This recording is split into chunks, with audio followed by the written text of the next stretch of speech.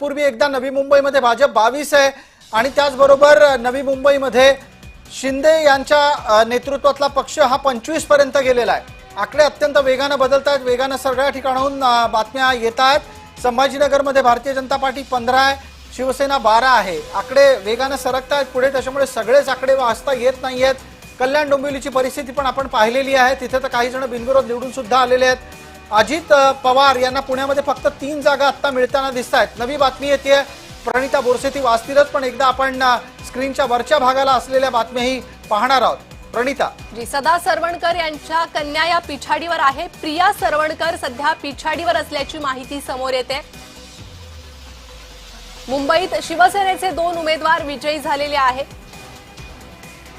तर महत्वाची बातमी आहे, मुंबईतून तेजस्वी घोसाळकर या विजयी झालेल्या आहे। आतापर्यंत त्या पिछाडीवर असल्याची माहिती समोर येत होती, मात्र आता त्या विजयी झाली असल्याची माहिती समोर आलेली आहे।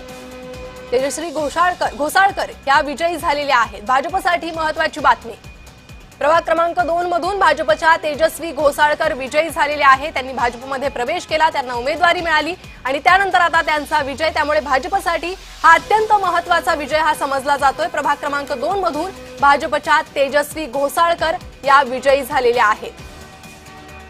पटकन आपण याच्यावर एक राम कुलकर्णींची प्रतिक्रिया घेऊयात। राम कुलकर्णी, याच वेगानं अतिशय पटापट निकाल बदलणार आहेत का?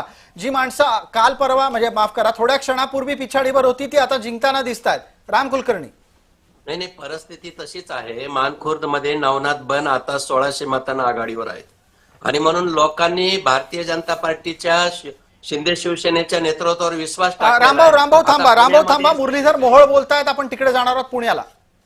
हम सत्ता चलाने के लिए चुनाव नहीं लड़ते, हम जनता की सेवा करने के लिए चुनाव लड़ते हैं। उस अगर लोकल बॉडीज की इलेक्शन है तो उस शहर को, उस गांव को, उस जिले को, उसको उसके लिए विकास का काम हो, वो प्रगति पे चले, एक समाज का आखिरी व्यक्ति मुख्य धारा में कैसे आए, ये विचार करके, ये सोच करके हम काम करते हैं। तो मुझे लगता है यही अपील होता है लोगों को कि ये काम करने वाले लोग हैं, ये काम करते हैं। और जब उन्होंने, पुणेकर जनता ने हमें काम करने का मौका दिया, तो हमने जो परीक्षा है जो उसमें बिल्कुल पास हुई है कि हम काम करने वाले, ये जनता जान चुकी है। तो मुझे लगता है कि एक बार जिनको सत्ता से बाहर किया